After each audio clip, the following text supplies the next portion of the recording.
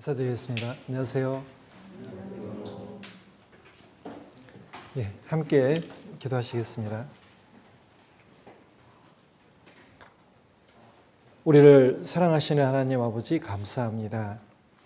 저희들과 같은 죄인들 사랑하셔서 이 땅에 오시고 저희들의 모든 죄 담당하시고 십자가에 못 박혀서 저희들의 모든 죄 용서해 주시고 값없이 공로 없이 천국 가게 해주신 것 감사드립니다. 저희들 하나님의 자녀 삼아주시고 또한 부끄럽고 연약한 모습 많이 있지만 늘 함께해 주셔서 감사드립니다.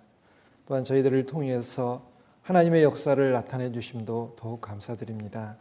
저희들 항상 하나님의 은혜와 사랑에 매여서 저희들의 몸과 마음과 삶과 소유를 주님께 내어드려서 또 주님의 일을 잘 감당하고 또 주님 오실 날을 바라보며 더욱 힘차게 살아가길 원합니다. 저희들 하나님의 뜻대로 살아갈 수 있도록 하나님께서 더욱 은혜와 자비를 베풀어 주시옵소서.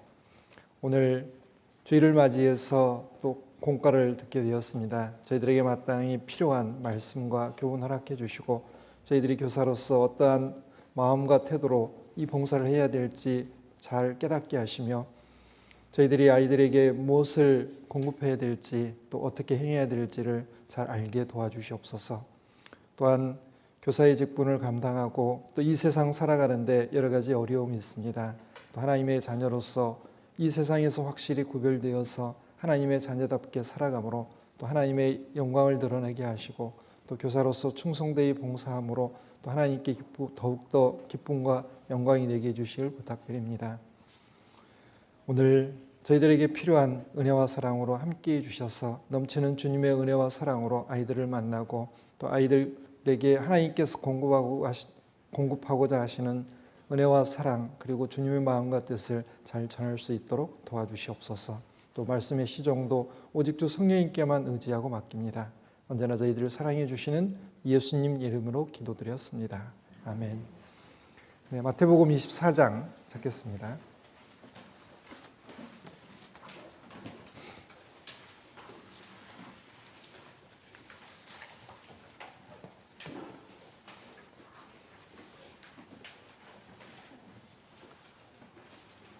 마태복음 24장 32절부터 제가 읽겠습니다. 마태복음 24장 32절부터 제가 읽겠습니다. 무화과나무의 비유를 배우라. 그 가지가 연하여지고 잎사귀를 내면 여름이 가까운 줄 아나니 이와 같이 너희도 이 모든 일을 보거든 인자가 가까이 곧 문 앞에 이른 줄 알라. 내가 진실로 너희에게 말하노니 이 세대가 지나가기 전에 이 일이 다 이루리라. 천지는 없어지겠으나 내 말은 없어지지 아니하리라. 그러나 그 날과 그때는 아무도 모르나니 하늘의 천사들도 아들도 모르고 오직 아버지만 아시느니라. 노아의 때와 같이 인자의 임함도 그러하리라. 홍수전에 노아가 방주에 들어가던 날까지 사람들이 먹고 마시고 장가들고 시집가고 있으면서 홍수가 나서 저희를 다 멸하기까지 깨닫지 못하였으니 인자의 임함도 이와 같으리라. 그때 두 사람이 밭에 있음에 하나는 데려감을 당하고 하나는 버려둠을 당할 것이요 두 여자가 매를 갈고 있음에 하나는 데려감을 당하고 하나는 버려둠을 당할 것이니라.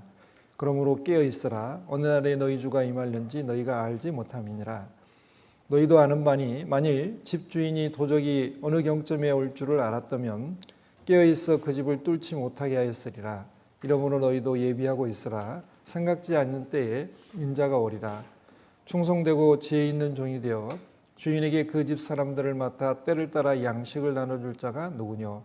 주인이 올 때에 그 종이 이렇게 하는 것을 보면 그 종이 복이 있으리로다. 내가 진실로 너희에게 이르노니 주인이 그 모든 소유를 저에게 맡기리라. 만일 그 악한 종이 마음에 생각하기를 주인이 더디오리라 하여 동무들을 때리며 술 친구들로 더불어 먹고 마시게 되면 생각지 않은 날 알지 못하는 시간에 그 종의 주인이 이르러 어미 때리고 외식하는 자의 받는 율에 처하리니 거기서 슬피 울며 이를 갈미 있으리라. 네, 거기까지 읽겠습니다. 오늘은 다시 오실 예수님에 대해서 좀 생각을 해보겠습니다. 예수님은 제자들과 이제 부활하신 후에 제자들과 40일 동안 함께 하시면서 이제 제자들에게 마지막 당부를 하시고 이제 제자들이 보는 데서 이제 승천해서 올라가셨습니다. 그리고 제자들에게 이제 예수님께서 올라가신 것처럼 똑같이 이 세상에 다시 오리라고 약속을 하셨습니다.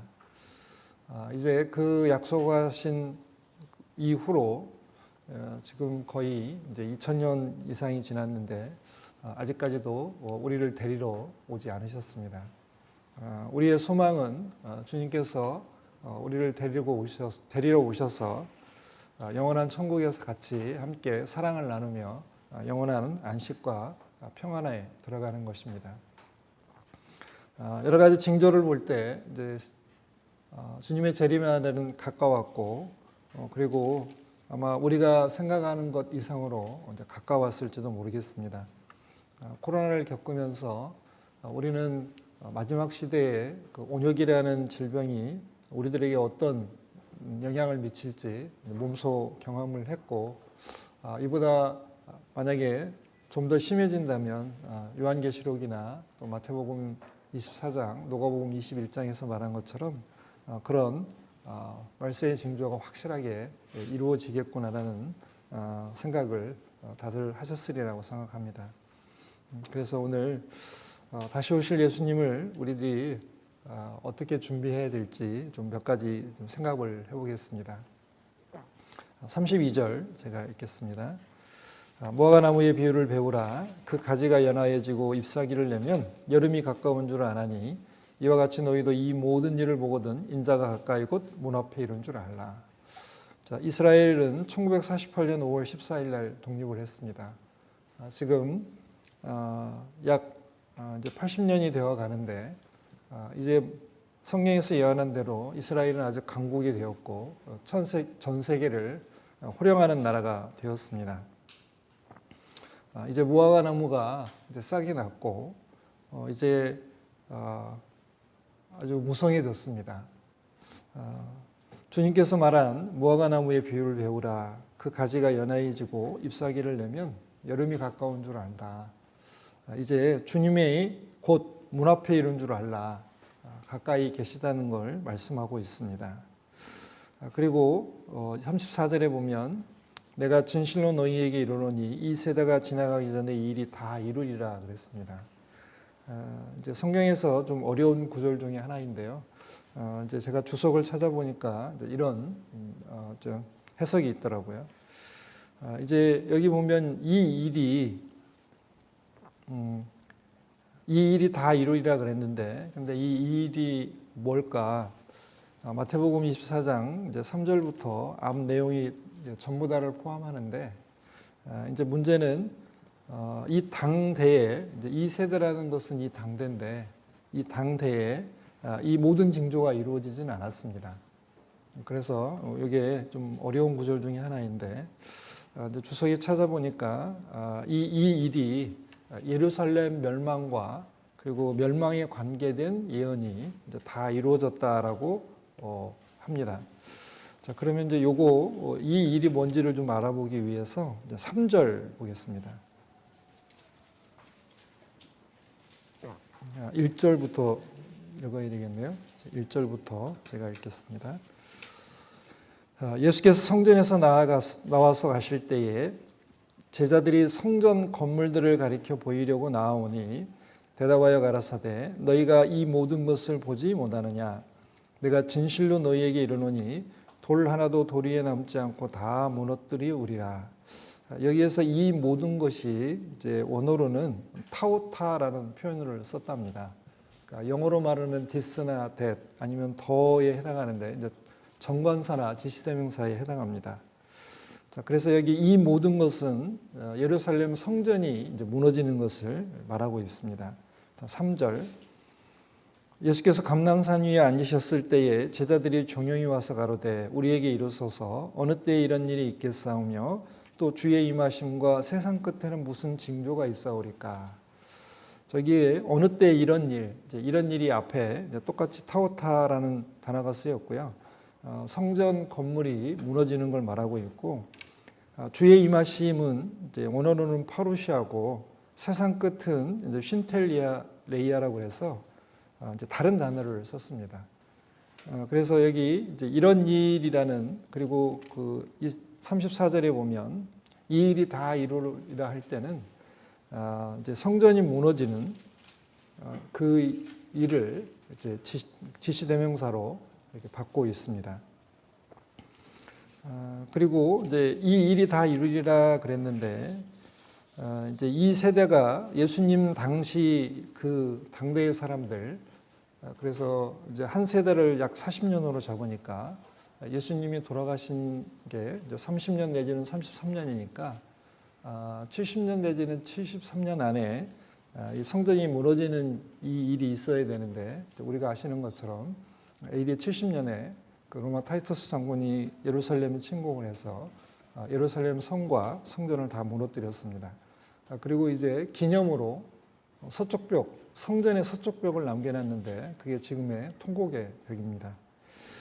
그리고 이제 여기 보는 것처럼 이제 거짓 메시아나 거짓 그리스도, 이제 전쟁, 그다음에 뭐 자연재해, 박해 이런 예언이 있는데, 이제 주석에 보니까 이제 그 당시에도 거짓 그리스도가 나타났답니다. 그래서 무나임이나 튜타스 등이 일어나서 이제 수천 명을 이렇게 따르게 했고요. 그 당시에 이제 예루살렘이 멸망하기 전에 이제 전쟁과 전쟁의 소문이 파다했고, 왜냐하면 이제 열심당원들이 계속 로마에 항거했고, 우리나라로 말하면 독립운동을 계속 했다고 합니다. 그래서 이제 로마에서는 그걸 굉장히 불편하게 생각했고, 결국에는 로마 이제 타이터스 장군, 베스파시안 장군을 보내서 이제 진압을 하게 되는 거죠. 그 다음에 이제 자연재해, 그래서 사도행전 11장 28절에 언급된 이제 클라우디오 황제 때의 기근, 그 다음에 이제 65년경에 로마에 퍼진 연병, 이제 타케투스 연감에 나온다고 합니다. 그다음 지진, 요세푸스가 기록하는 유대 전쟁사에 나오는데요. 지진 같은 징조가 있었습니다. 그리고 당시 이제 그리스도인들이 많이 박해를 받았기 때문에 박해에 대한 예언도 다 이루어졌습니다. 결론적으로 이제 요약하면은 이제 이 세대는 곧 예수님 당시 한 세대가 지나가기 전에 이 모든 일들, 즉 기원 후 70년에 있었던 예루살렘 이제 멸망과 그 다음에 성전 파괴, 그리고 이제 예수님께서 말씀하신 그 징조들이 일부 다 이루어졌습니다. 그렇기 때문에 이 34절의 예언은 정확한 것이고 다 역사 속에서 이루어졌습니다. 그런데 이제 이 마태복음 24장은 중첩적인 예언이 되어 있어서 당대의 이야기도 하고 있지만 종말의 이야기도 하고 있습니다. 그래서 무화과 나무의 비유를 배우라. 그 가지가 연하여지고 잎사귀를 내면 여름이 가까운 줄 안다. 이스라엘이 독립했고 이제 강한 나라가 되었습니다. 그러면 이제 우리들은 생각을 해야 됩니다. 주님 오실 날이 가까웠구나. 그러면 우리들은 어떻게 살아야 될까? 그리고 다시 오시는 주님을 우리가 어떻게 맞이해야 될까? 우리 그 머릿돌에도 보면 나오잖아요. 오늘 말씀을 배우고 해보면, 자, 여러분은 예수님을 만나면 제일 먼저 무슨 말을 하고 싶나요? 뭐라고 하고 싶으셨어요? 보고 싶었어요, 그러겠죠. 그런데 여기 우리 머릿돌에는 예수님 저 때문에 많이 아프셨죠. 정말 누가 이렇게 머릿돌을 제작한지 몰라도 우리들이 주님께 사랑을 표현하고 싶은데 이 한마디가 참 잘 표현하는 것 같아요. 제가 나를 위해 십자가에 못 박혀 돌아가시고 나를 위해서 최선을 다하신 그 나를 사랑하시는 예수님을 처음 만나서 이제 그 못자국에 손을 넣어볼 수도 있고 창자국에 손을 넣어볼 수도 있고 그러면서 예수님 저 때문에 많이 아프셨죠. 정말 이게 마음을 이렇게 우리 울리는 그 표현 같습니다. 그리고 이제 다시 만났을 때 예수님이 또 우리에게 물어보시겠죠. 사랑하는 누구누구야, 그동안 무엇을 하며 어떻게 잘 지냈는지 내게 말해주겠니? 라고 했을 때 이제 두 종류죠. 저는 예수님 말씀이 너무 좋아서 항상 말씀을 읽으려고 노력했고 순종하고 살았어요. 라고 당당하게 주님을 맞이하는 사람과 예수님 곧 오실 것을 알았지만 저는 제 게임에 빠져서 다른 것은 생각을 못했어요. 죄송해요라고 이제 죄송해하는 사람이 있겠죠. 상을 받는 사람과 책망을 받는 사람 있을 겁니다. 그래서 우리는 주님의 재림에 대해서 생각을 해볼 때 기대도 되지만 염려도 되죠. 그래서 기대 반, 염려 반으로 주님의 재림을 늘 생각을 하게 됩니다. 주님을 만난다는 것은 한편으로 너무너무 나를 사랑한 주님이기 때문에 만나는 게 너무 좋지만 한편으로는 내 삶이 하나님의 뜻에 정말 합당하지 못한 경우가 꽤 살면서 있었기 때문에 주님을 만나면 죄송하기도 하고 부끄럽기도 하고 또 주님의 책망이 있을까 봐 많이 부담도 되시죠. 그래서 기대 반, 부담 반이 우리의 솔직한 마음인 것 같습니다. 자, 예수님은 다시 오신다고 구약 성경, 신약 성경 이렇게 특별히 신약 성경에 많이 예언이 되어 있습니다. 예수님 초림에 관한 이야기는 이제 한 380가지 정도가 구약 성경에 있는데요. 다 이루셨고 재림에 관해서는 약 한 300번 이상이 이 신약 성경에 나옵니다. 그래서 평균 25절마다 한 번씩 재림에 관해서 언급을 하고 있습니다.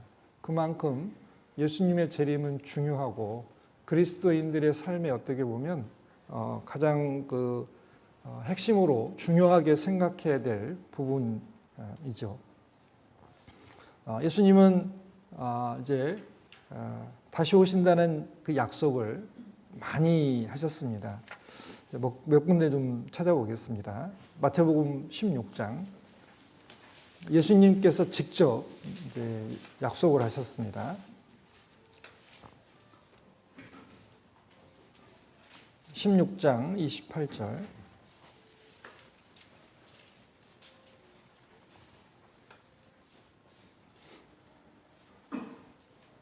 제가 읽겠습니다. 마태복음 16장 28절. 진실로 너희에게 이르노니 여기 섰는 사람 중에 죽기 전에 인자가 그 왕권을 가지고 오는 것을 볼 자도 있느니라. 예수님 재림의 그 모습을 미리 이제 보여주시려고 변화산상에서 변화되셨습니다. 그리고 이제 마태복음 24장 다시 이제 돌아가 보겠습니다. 30절.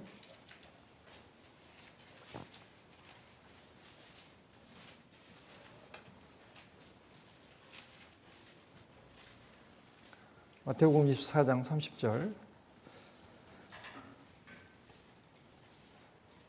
그때의 인자의 징조가 하늘에서 보이겠고 그때의 땅의 모든 족속들이 통곡하며 그들이 인자가 구름을 타고 능력과 큰 영광으로 오는 것을 보리라. 예수님께서 마지막 시대의 징조를 쭉 이야기하시면서 자신이 구름을 타고 이 세상에 오실 것을 제자들에게 직접 이야기하셨습니다. 그리고 요한복음 14장에 보면 예수님이 제자들에게 너희는 마음에 근심하지 말라. 하나님을 믿으니 또 나를 믿으라. 내 아버지의 집에 거할 것이 많도다. 그리고 내가 너희를 위해 처소를 예비하러 가느니 처소를 다 예비하면 내가 다시 와서 너희를 내게로 용접하여 나 있는 곳에 너희도 있게 하리라 라고 약속을 하셨습니다. 자, 주님께서 직접 이제 우리를 데리러 오신다, 다시 오신다는 약속을 해주셨고 또 그것에 대한 증거로 예수님 살아계실 때 제자들에게 인자가 왕권을 가지고 이 세상에 오신다는 것을 변화산에서 정말 이 세상 빨리하는 사람이 희귀할 수 없을 만큼 옷이 이렇게 하얘졌고 그리고 얼굴이 이제 해보다도 더 밝게 빛나셨습니다.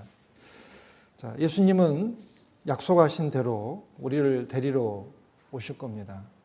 그리고 재림에 대해서 천사와 사도들이 제자들에게 그리고 우리들에게 많은 또 약속을 해주셨습니다. 사도행전 1장을 한번 보겠습니다. 사도행전 1장.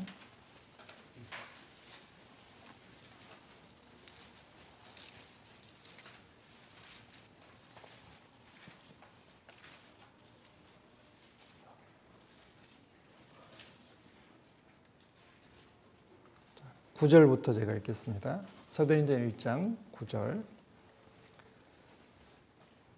이 말씀을 마치시고 저희 보는 데서 올리워 가시니 구름이 저를 가리어 보이지 않게 하더라.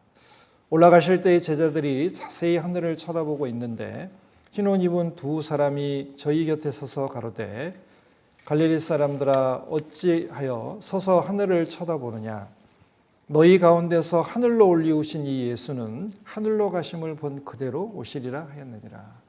천사가 나타나서 예수님이 제자들 보는 데서 이제 승천해서 올라가셨습니다. 제자들이 이제 주님이 없어지니까 한참을 쳐다본 것 같아요, 하늘을. 그러니까 천사가 나타나서 왜 하늘만 보고 있냐고, 가서 할 일 해야 되는데, 그 앞에 보면 너희가 성령이 너희에게 임하시면 너희가 권능을 받고 예루살렘과 유대와 사마리아와 땅끝까지 이르러 내 증인이 되리라라고 이렇게 말씀하셨는데, 복음을 전하러 가야 되는데 하늘을 쳐다보고 있으니까 천사가 나타나서 예수님은 너희들이 본 그대로 오실 테니까 이제 그날을 사모하고 지금 마땅히 해야 될 일을 복음을 가서 전파하라고 이제 권면하고 있습니다. 그리고 이제 뭐 요한계시록에도 보면 요한계시록 1장 7절에 볼지어다 구름을 타고 오시리라고 사도 요한도 예언했고, 또 히브리서 9장 28절에 보면 구원에 이르게 하기 위하여 죄와 상관없이 자기를 바라는 자들에게 두 번째 나타나시리라 그랬습니다. 바울 사도에게도 예수님 재림에 대한 약속을 하셨습니다. 그 외에도 굉장히 많은 구절에서 예수님 재림에 대한 약속을 찾을 수 있습니다. 하나님은 신실하신 분입니다. 그러니까 하나님은 인자와 진리라고 하신데, 이제 인자라는 것은 사랑을, 긍휼, 자비를 이야기하고 있고, 진리라는 것은 특별히 이제 이가 에메트라고 하는데요, 약속의 신실한 하나님을 나타내고 있습니다. 그러니까 하나님은 인자가 아니시니 후회가 없으시고 또 사람이 아니니까 그 하신 말씀에 대해서 반드시 실행하잖아요. 그래서 이 약속이 이루어질 겁니다. 물론 우리 당대에 이루어지지 않을 수도 있겠죠. 그러나 징조로 봤을 때는 우리 당대에 이루어질 것 같습니다. 이거는 우리의 어떤 소망이자 하나님에 대한 기도고요.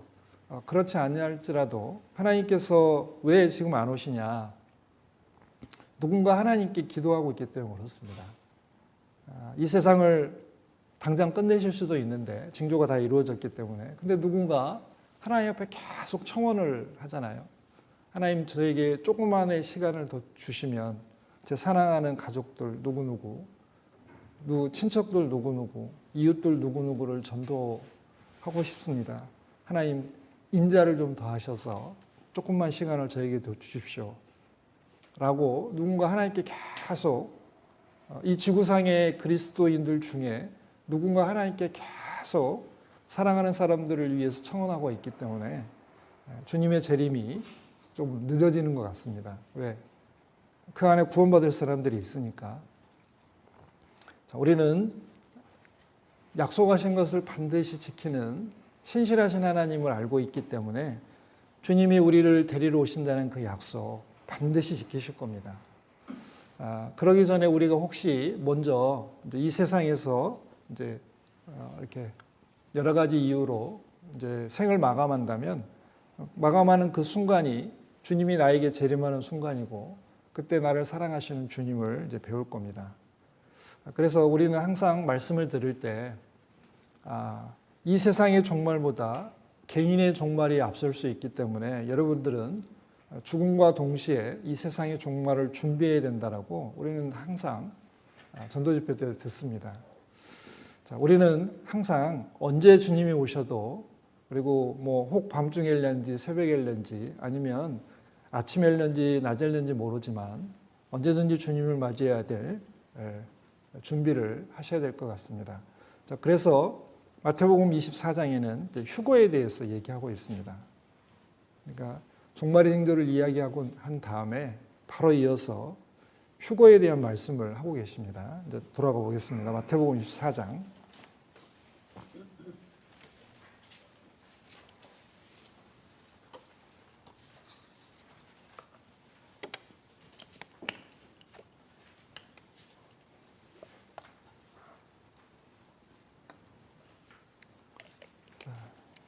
36절 제가 읽겠습니다.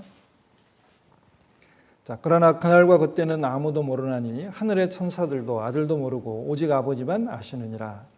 노아의 때와 같이 인자의 맘도 그러하리라. 홍수전에 노아가 방주에 들어가던 날까지 사람들이 먹고 마시고 장가들고 시집가고 있으면서 홍수가 나서 저희를 다 멸하기까지 깨닫지 못하였으니 인자의 맘도 이와 같으리라. 그때 두 사람이 밭에 있으며 하나는 데려감을 당하고 하나는 버려둠을 당할 것이요 두 여자가 매를 갈고 있으며 하나는 데려감을 당하고 하나는 버려둠을 당할 것이니라. 자, 예수님의 재림의 날과 때는 시간은 우리는 모릅니다. 하나님만 알고 계십니다. 그래서 우리는 언제라도 주님을 맞이할 준비를 하고 살아야 됩니다. 그리고 예수님이 재림하실 때가 노아의 때와 같다고 그랬습니다. 많은 사람들이 먹고 마시고 장가들고 시집가고 홍수가 나서 다 멸하기까지 깨닫지 못했다. 그러니까 사람들은 이 세상에서 잘 먹고 잘 사는 거, 오로지 이 세상에 소망을 두고 살아갑니다.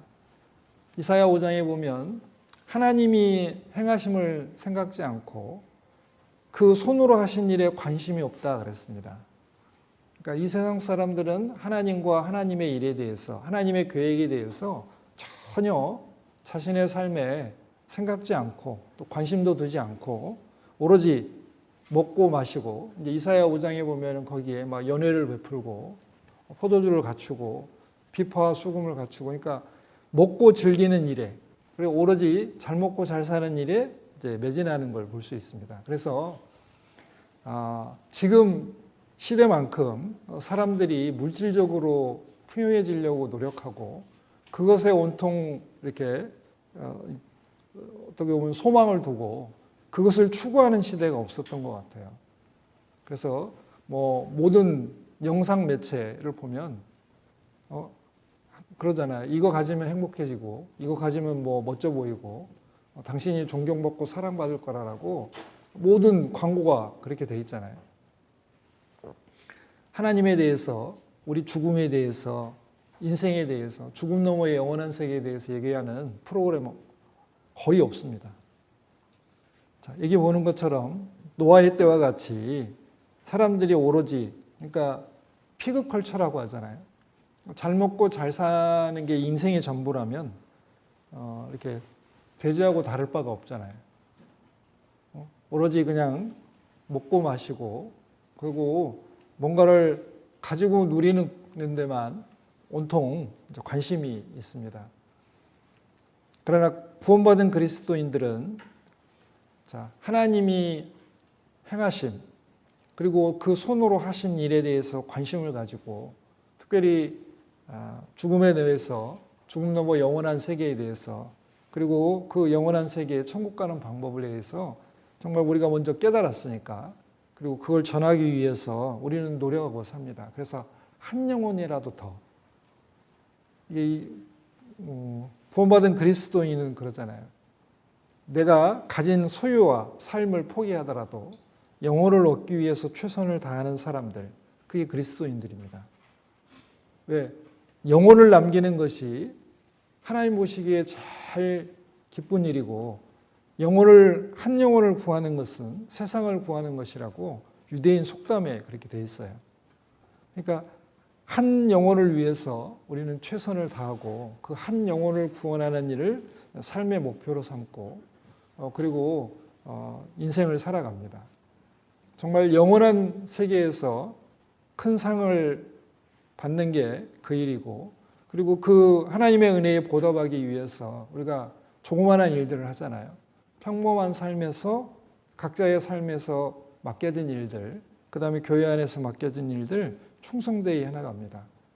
세상 사람들에게는 의미가 없겠죠. 그게 잘 먹고 잘 살고 더 좋은 신랑감 만나고 더 좋은 신부감 만나는데 별로 도움이 안 되겠죠. 왜냐하면 가지고 누리는 게 많아야 더 좋은 신랑감, 더 좋은 신부감을 구할 수 있는데, 구원받은 사람들은 오히려 그걸 가지고 누리기보다는 그걸 어떻게 해요? 주님의 복음에 그 식물을 물 위에 던지는 것처럼 그러고 살잖아요. 그래서 조그마한 수입에 가족들이 먹고 누리고 살아도 부족한데 거기에 쪼개고 쪼개서 하나님께 헌금하고 또 복음 전하러 가는데 그냥 갈 수 없으니까 뭔가 선물을 준비하고 식사 대접이라도 하기 위해서 뭔가를 좀 돈을 지불하고 그리고 그들에게 환심을 사기 위해서 갖은 노력을 하잖아요. 세상 사람들이 보기에는 이해할 수 없는 삶을 살아가는 것이 그리스도인들입니다. 자, 그럼에도 불구하고 왜 영혼을 남기기 위해서 한 영혼이라도 구원하기 위해서 우리는 최선을 다하고 있습니다. 그래서 마지막 시대에 가까울수록 하나님의 뜻과 영혼에 집중을 해야 되는 게 맞는 것 같습니다. 자, 그리고 40절에 보면 이제 두 사람이 밭에 있으며 하나는 데려감을 당하고 하나는 버려둠을 당한다. 두 여자가 매를 갈고 있으며 하나는 데려감을 당하고 버려둠을 당할 것이다. 여기 보면 무서운 말씀이잖아요. 그래서 제가 개인적으로 1980년도에 휴거라는 영화를 봤는데요. 제 인생에서 제일 공포스러운 영화였어요. 트라우마가 생길 정도로 늘 잠을 자면 그 꿈, 다른 사람 다 올라오고 제가 못 올라가고 떨어져서 쫓겨다니는 그 꿈을 늘 꿨는데 저는 공포영화 별로 안 무서워하거든요. 다 거짓말이니까. 근데 그 휴가라는 영화는 저에게 실제였어요. 그래서 너무 구원 못 받았을 때 제가 이제 초등학교 1학년 때 말씀을 들었는데 1980년도가 제가 초등학교 4학년 때였어요. 중학교 2학년 때 구원 받을 때까지 정말 수많은 꿈속에서 저는 남고 다른 사람 다 올라가고 울고 죽고 낭떠러지에 떨어지는 그런 꿈을 꿨습니다. 자, 그런데 이 휴거가는 원래 그렇게 무서우라고 공포스럽게 공포에 젖어서 살라고 주신 말씀이 아니고 이제 소망이잖아요. 이 여러 말로 서로 위로하라 그랬습니다. 그런데 구원 못 받은 상태에서 이 휴거라는 것은 여기 보는 것처럼 버려둠을 당하게 되잖아요. 그래서 이 세상에서 제일 불쌍한 사람이 누구냐? 하나님께 버림받은 사람이에요. 그래서 하나님의 사랑은 간섭과 통제로 나타납니다. 그래서 하나님은 죄인이 구원받을 수 있도록 간섭하시고 그리고 구원받은 사람들이 하나님의 뜻대로 잘 살아갈 수 있도록 죄에서 멀어지도록 자꾸 이거 하지 마라 저거 하지 마라고 통제하시거든요. 그 간섭과 통제라는 게 결국에는 우리는 사랑이라는 걸 압니다. 하나님도 마찬가지입니다. 우리들이 하나님의 뜻대로 살아가기 위해서 우리들 삶에 간섭하시고 이제 다스려 주십니다. 자, 그런데 여기 하나님께서 버린 사람들이다. 냅두는 거예요. 그래서 로마서 1장에 보면 하나님이 저희 이제 그 마음에 일어나는 죄의 성 그대로 내버려 두시잖아요. 그게 하나님의 심판입니다. 그래서 3번 얘기하잖아요. 버려두셨다. 버려두셨다. 그게 하나님의 저주입니다. 죄 마음껏 짓고 자기 마음대로 살아가는 것이 좋을 것 같아도 그게 저주받은 겁니다. 왜? 결국에는 언젠가 죽으면 지옥으로 가서 영원한 형벌에 떨어질 거기 때문에 정말 그게 이제 정말 무서운 일이죠. 여기 보면 두 여자가 매를 갈고 있으며 하나는 데려감을 당하고 버려둠을 당한다. 우리 영혼의 문제, 구원에 관한 문제는 빨리 해결을 해야 됩니다. 그리고 이 휴거는 전 세계적으로 동시에 일어납니다. 그래서 여기 보면 밭에 있는 사람이 낮에 일을 하는 거고 이제 매를 갈고 있다는 것은 이제 아침이나 저녁을 준비하기 위해서 이제 맷돌을 가는 거고요. 그리고 누가복음 17장에 보면 그 밤에 두 남자가 한 자리에 누워 있으며 하나는 데려감을 당하고 하나는 버림을 당하고 그래서 이제 일 다 마치고 밤에 잠자리에 들었을 때 하나는 데려감을 당하고 버려둠을 당한다. 그래서 이 휴거라는 사건은 전 세계적으로 동시에 일어난다.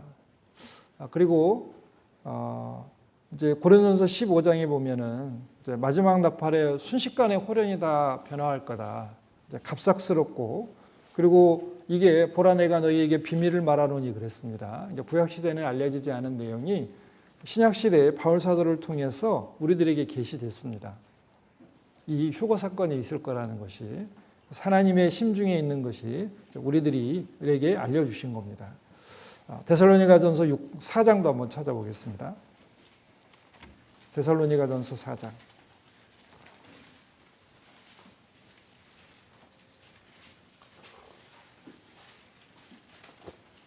13절부터 제가 읽겠습니다. 데살로니가전서 4장 13절. 형제들아, 자는 자들에 관하여는 너희가 알지 못함을 우리가 원치 아니하노니 이는 소망 없는 다른 이들과 같이 슬퍼하지 않게 하려 함이라. 우리가 예수의 죽었다가 다시 사심을 믿을진대 이와 같이 예수 안에서 자는 자들도 하나님이 저와 함께 데리고 오시리라. 우리가 주의 말씀으로 너희에게 이것을 말하노니 주 강림하실 때까지 우리 살아남아 있는 자도 자는 자보다 결단코 앞서지 못하리라.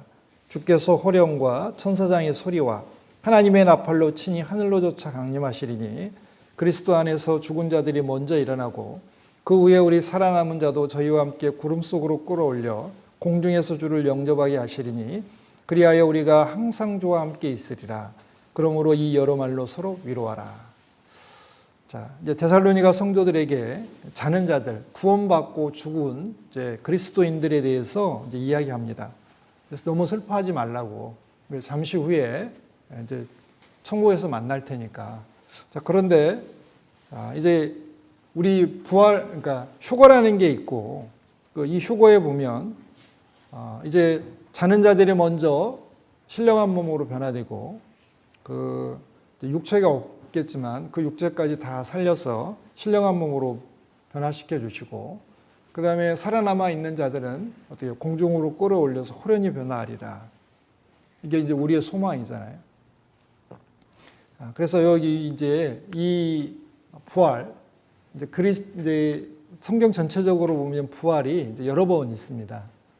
첫 번째는 주님께서 공중에 재림하실 때, 이제 신앙생활하다가 죽은 그리스도인들이 먼저 일어나고 살아남은 사람들이 이제 호련히 변화합니다. 그리고 7년 환란에 들어가면 유대인 성도들, 그러니까 14만 4천 명이 되겠죠. 그 사람들은 다 순교당합니다. 그러면 그 사람들이 다 이제 7년 동안 순교당하고, 그 다음에 예수님이 이 땅에 이제 천년왕국을 7년 환란 끝에 아니면 이제 천년왕국 시작 전에 그 성도들을 다 이렇게 첫째 부활로 이렇게 신령한 몸을 허락하시는 거죠.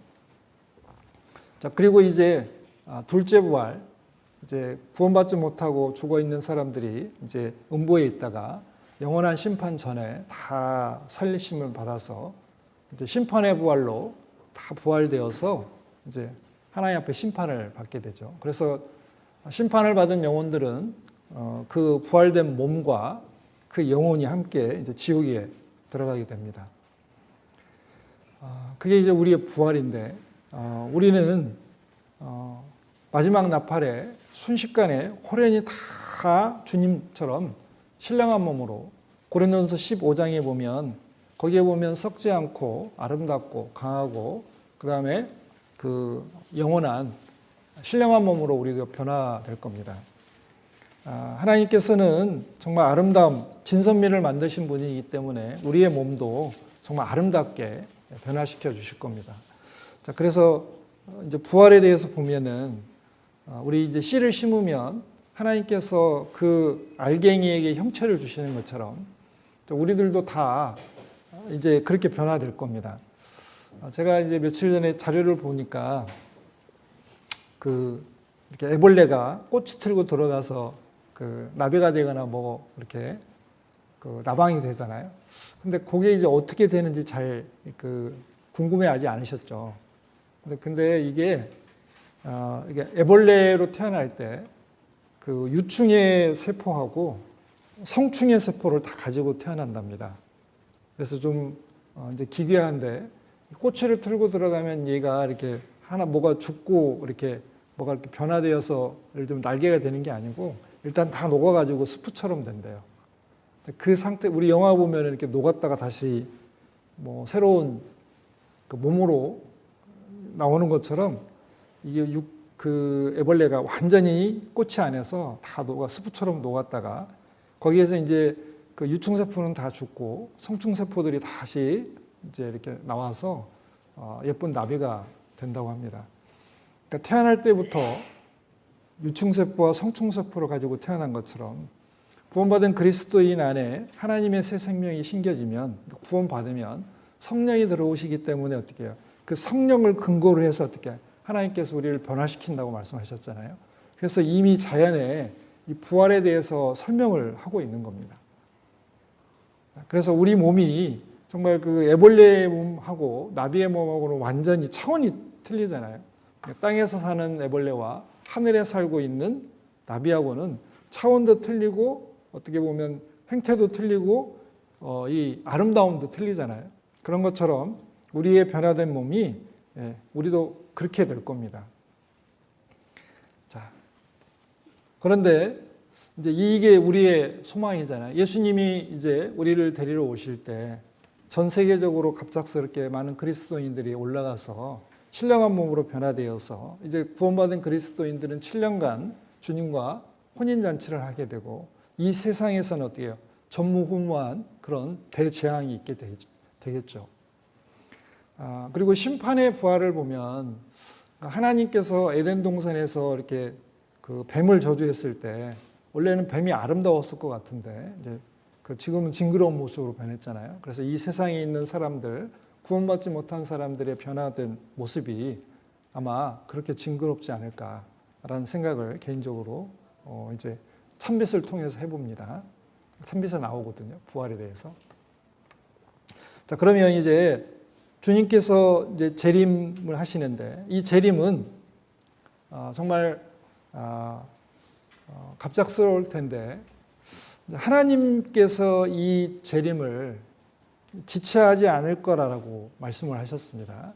속히 오리라고 말씀하셨습니다. 그러면 정말 주님의 재림을 기다리는 우리의 자세가 뭐여야 될까? 이제 마라나타입니다. 마라나타. 요한계시록 22장 20절 보겠습니다.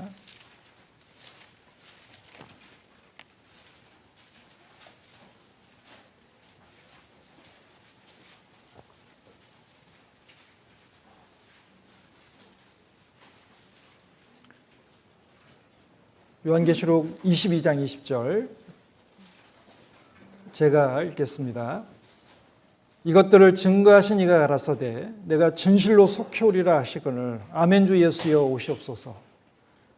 이게 2000년 동안 그리스도인들의 신앙은 주님 곧 오신다. 그런데 언제든지 오셔도 어떻게 해요? 아멘 주 예수여 오시옵소서. 내 삶에 어떤 날 어떤 시간에 오셔도 감사함으로 기쁨으로 맞이할 수 있는 것이 그리스도인들의 신앙이었습니다. 그러니까 주님이 곧 오신다. 그럼 나는 어떻게 살아야 될까? 그럼 어떤 자세로 이 세상을 살다가 주님을 맞아야 될까? 예. 주님께서 지체 아니하시고 속히 오시리라 그랬습니다. 그 7절에 보면은요. 22장 7절에 7절 보라 내가 속히 오리니 이 책의 예언의 말씀을 지키는 자가 복이 있으리라 하더라. 내가 속히 오리라 그랬습니다. 그런데 속히 오는 주님이 약간 더디게 오셔요. 우리들 생각은 더디지만 주님께서는 속히 오실 겁니다. 우리와의 약속을 지키실 겁니다. 그리고 주님의 재림은 정말 갑작스러울 겁니다. 아마 우리가 기대를 하고 마라나타라고 하고 살지만 우리들의 삶에서 어떻게 해요?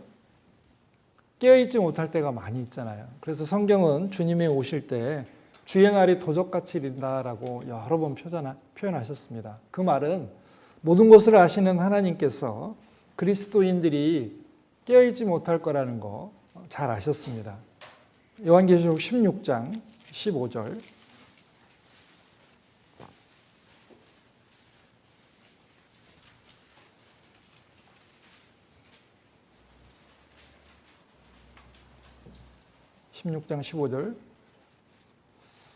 보라 내가 도적같이 오리니 누구든지 깨어 자기 옷을 지켜 벌거벗고 다니지 아니하며 자기의 부끄러움을 보이지 아니하는 자가 복이 있도다. 내가 도적같이 올 거다. 우리 마태복음 24장에 말하잖아요. 도적이 어느 경점에 올 줄 알았다면 어떻게 해요? 집 주인이 어떻게 막을 수 있을 거잖아요. 방어를 했을 텐데 도적이 어느 경점에 올지 모르니까 어떻게 도둑을 당하는 것처럼 크게 모른다는 거잖아요. 우리 그리스도인들이 주님을 사모하고 주님의 재림을 기다리지만 우리들이 당황할 수도 있습니다. 도둑이 든 것처럼 당황스럽게 주님을 맞이할 수 있으니까 뒤에 보면은 벌거벗고 다니지 아니하며 자기의 부끄러움을 보이지 아니하는 자가 복이 있도다. 그러니까 깨끗하고 정결한 삶을 살다가 주님을 맞아야 되잖아요. 그래서 누구든지 깨어 있어라. 그래서 이스라엘에서는 그 결혼식을 하면은 아마 밤새도록 이렇게 했던 모양입니다. 그래서 집 주인이 잔치집에 있다가 밤 늦게 돌아오니까 종들이 문 열어줘야 되잖아요. 주인을 맞이해야 되는데 그래서 깨어 있으라라고 합니다. 자, 우리들 삶이 정말 주님 앞에 깨어 있는 게 맞을 것 같습니다. 그리고 우리 주님 재림하실 때까지 좀 마음을 굳게 할 필요가 있습니다. 야고보서 5장 보겠습니다.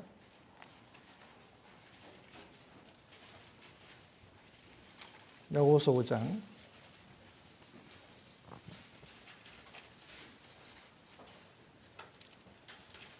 7절 8절입니다. 야고보서 5장 7절 8절.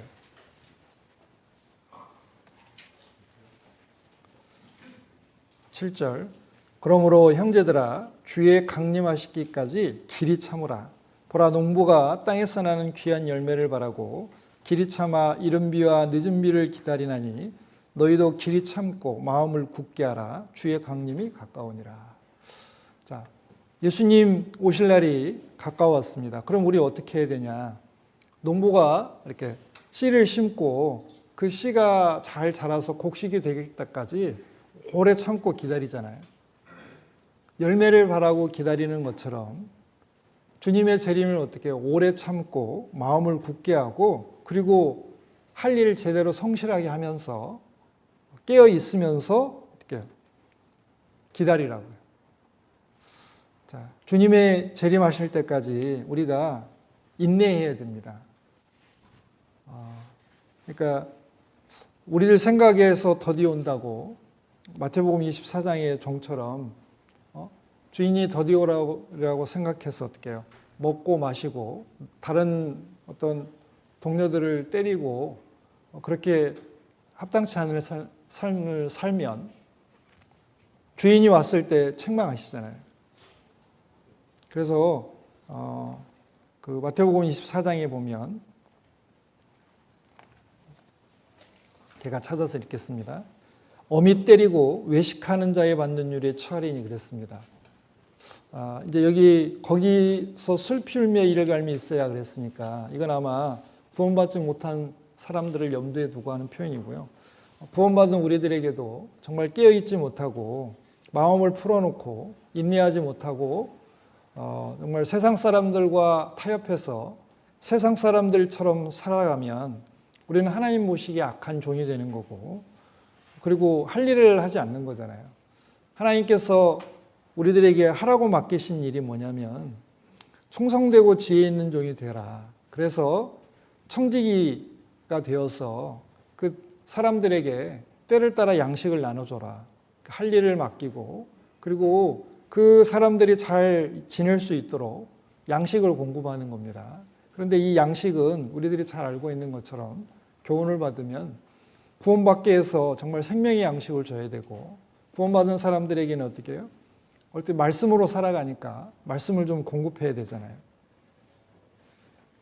자, 그리고 이런 일을 잘하는 종에게 하나님께서 복을 준다.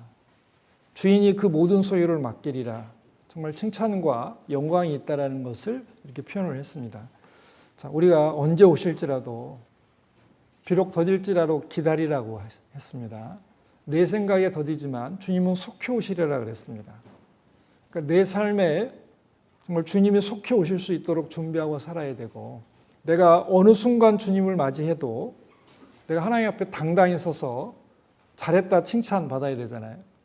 그리고 주님의 그 손을 보고 아까 말한 것처럼 주님 저 때문에 얼마나 아프셨어요라고 그렇게 반갑게 이렇게 대화할 수 있는 상태로 사셔야 될 겁니다. 자, 그리고 우리는 주님의 날이 임하기를 간절히 사모해야 됩니다. 베드로전서 3장 12절에 보면 하나님의 날이 임하기를 바라보고 간절히 사모하라 그랬습니다. 주님 곧 오신다. 주님 오시면 내가 이제까지 억울하고 힘들었던 거, 그리고 내가 주님을 위해서 열심을 품고 했던 모든 일에 대한 이제 칭찬과 어떻게 영광, 보상이 있습니다. 이제 요한계시록에 보면 그 5번째 인을 떼실 때 그 순교당한 영혼들이 하나님께 물어봐요. 우리 피를 언제까지 신원해 주지 않으시겠습니까? 라고 하나님께 물으니까 하나님께서 대답하십니다. 조금만 참아라. 그리고 이제 요한계시록 19장에 가면 17장과 18장에 가면 17장은 음녀의 멸망을 얘기하고 있고 18장은 어때요? 바벨론, 이 세상의 멸망을 얘기하고 있습니다. 그리고 19장에 보면 예수님이 백마 타고 오셔서 이제 온 세상을 정복하시고 자신의 왕국인 천년왕국을 세우시잖아요. 이제 신원을 다 해주세요. 잠시만 기다리라고. 다만 우리들이 주님의 재림을 사모하면서 한 가지 명심해야 될 것은 그리스도의 심판대 앞에 우리가 서야 된다는 겁니다.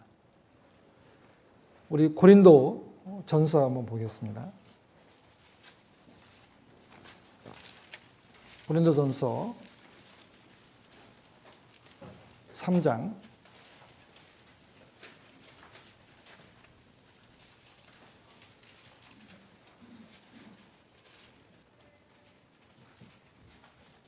10절부터 제가 읽겠습니다. 고린도전서 3장 10절. 내게 주신 하나님의 은혜를 따라 내가 지혜로운 건축자와 같이 터를 닦아두매 다른 이가 그 위에 세우나 그러나 각각 어떻게 그 위에 세우기를 조심할지니라. 이 닦아둔 것 외에 능히 다른 터를 닦아줄 자가 없으니 이 터는 곧 예수 그리스도라. 만일 누구든지 금이나 은이나 보석이나 나무나 풀이나 집으로 이 터 위에 세우면 각각 공력이 나타날 터인데 그날이 공력을 밝히리니 이는 불로 나타내고 그 불이 각 사람의 공력이 어떠함을 시험할 것임이니라. 만일 누구든지 그 위에 세운 공력이 그대로 있으면 상을 받고 누구든지 공력이 불타면 해를 받으리니 그러나 자기는 구원을 얻되 불 가운데서 얻은 것 같으니라.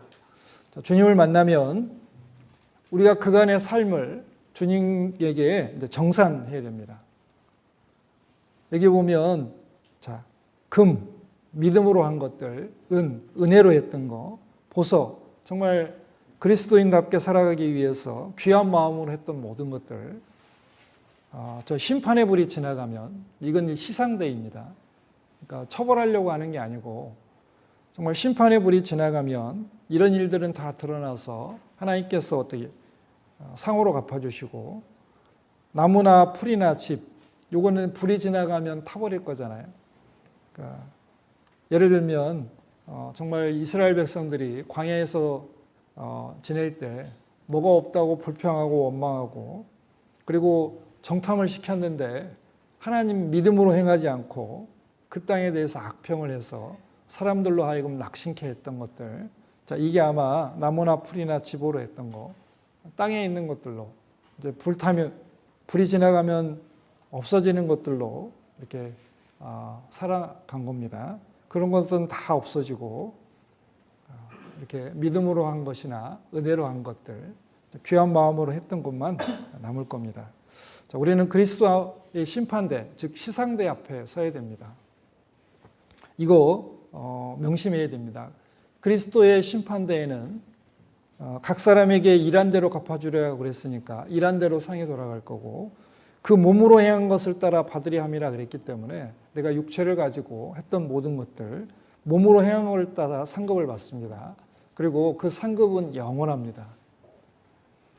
그리고 주님이 오실 때 주실 위로를 좀 기다려야 됩니다. 요한계시록 14장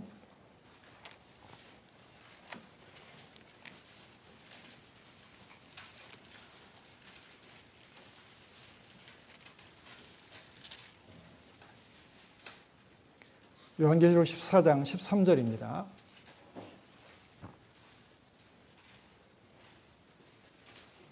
제가 읽겠습니다. 자, 또 내가 들으니 하늘에서 음성이 나서 가로되 기록하라. 자금 이후로 주 안에서 죽는 자들이 복이 있도다 하시매 성령이 가라사대 그러하다. 저희 수고를 그치고 쉬리니 이는 저희의 행한 일이 따름이라 하시더라. 하나님께서 우리의 수고를 그치게 하시고 우리를 편히 쉬게 해 주실 겁니다. 그리고 우리가 흘렸던 눈물을 하나님께서 다 닦아주시면서 위로해 주시고 칭찬해 주실 겁니다. 그리고 재림이 가까울수록 우리는 정상적인 그리스도인의 삶을 살아야 됩니다. 그래서 너희가 이 시기를 알거니와 자대가 깰 때가 벌써 되었으니 이는 이제 우리의 구원이 처음 믿을 때보다 가까움이라. 그래서 정상적인 삶, 자다가 깰 때가 되었다. 정신을 좀 차리라는 거죠. 그리고 낮에와 같이 단정히 행하자. 그리고 거룩한 행실과 경건함으로 주님을 맞이하자라고 권면하고 있습니다. 그리스도인으로서 합당한 신앙의 자세가 뭘까? 오늘이 내 인생의 마지막이라고 생각하고 사는 것, 그리고 오늘 밤 다시 오는 주님을 만난다는 생각으로 사는 것, 그리고 제가 여기 제임스 딘이라는 유명한 배우가 영원히 살 것처럼 꿈꾸고 오늘 죽을 것처럼 살아라, 그런 이야기를 했습니다. 그런데 우리는 영원을 살 것처럼 계획은 하되 내일 죽을 것처럼 정말 최선을 다해서 사는 것이 맞는 것 같습니다. 그래서 정상적인 그리스도인의 삶, 특별히 주님을 표대로 두고 주님을 닮는 삶을 살아야 됩니다. 그리고 이제 이 마귀와 세상과 하나님을 대적하는 자에 대한 심판이 있으니까, 최후의 심판이 있으니까 그것을 기억하고 용기를 가지고 소망을 가질 필요가 있습니다. 그래서 요한계시록은 무서우라고 주신 게 아니고 소망을 주시려고 주신 책인데 너무 어려워서 요한계시록 읽으면 좀 답답하시잖아요. 그런데 여기 재앙에 대해서 몰라도 되고요. 요한계시록을 좀 어렵게 생각하면 19장부터 읽으시면 돼요. 그 뒤부터는 즐겁잖아요. 천년왕국이 있고 세상에 대해 심판하시고 그 다음에 새 예루살렘 주시고 주님 오신다는 약속을 하셨으니까 우리에게 소망을 주시기 위해서 주님이 오신다는 것은 두 가지 의미가 있습니다. 구원받은 그리스도인에게는 이제 의인의 구원이 이루어지는, 구원이 이제 영혼 구원, 생활 구원, 몸의 구원이 있는데 그 구원이 이루어지는 날이고, 이 세상 불신자들에게는 어떻게 해요? 절대적인 심판이 있는 날입니다. 그러니까 이것을 기억하고 우리도 용기와 소망을 가져야 되고요. 결정적으로 마지막으로 복음 전해야 되겠죠. 주님께서 우리들에게 주님 배 없는 날까지 뭐 해야 되냐? 우리가 정결한 삶을 사는 것도, 주님을 닮는 삶을 사는 것도, 막간진의 충성을 다하는 것도 맞는데, 그보다도 더 중요한 건 뭐냐면 한 영혼이라도 더 어떻게 해요? 데려가야 되잖아요. 그래서 우리가 주님이 재림이 가까울수록 영혼에 초점을 맞춰야 된다는 게 그겁니다. 복음 전해야 됩니다. 그래야 정말 하나님께서 우리를 데리러 오실 때 우리를 기쁘게 그리고 충성된 종으로 받아들이실 겁니다. 기도하고 마치겠습니다. 하나님 고맙습니다. 저희들 구원해 주시고 또 충성되이 여기셔서 교사의 직분 허락해 주셨습니다. 오늘은 특별히 다시 오실 예수님에 대해서 배웠습니다. 주님 다시 오신다고 약속해 주셨고 주님 배울 날이 가까워지는 이때 저희들이 맡겨진 일에 충성을 다하고 또 저희들이 마땅히 해야 될 일을 잘할 수 있도록 지혜와 능력도 공급해 주시고 또 그 일을 통해서 또 하나님이 기뻐하시고 하나님의 영광이 드러나기를 진심으로 원합니다. 특별히 교회 학교에서 봉사하는 저희들에게 아이들을 사랑하는 주님의 마음을 주시고 은혜와 사랑으로 채워주셔서 넘치는 은혜와 사랑으로 그들을 사랑할 수 있도록 도와주시며 먼저 저희들에게 하나님의 뜻을 보여주시고 또 하나님의 마음을 헤아리게 하셔서 하나님의 마음과 뜻을 잘 전할 수 있도록 도와주시옵소서. 오늘 만나는 아이들에게 저희들이 최선을 다해서 또 하나님의 뜻과 하나님의 사랑을 전할 수 있도록 축복해 주시옵소서. 감사드리며 언제나 저희들을 사랑해 주시는 예수님 이름으로 기도드렸습니다. 아멘. 네, 수고하셨습니다.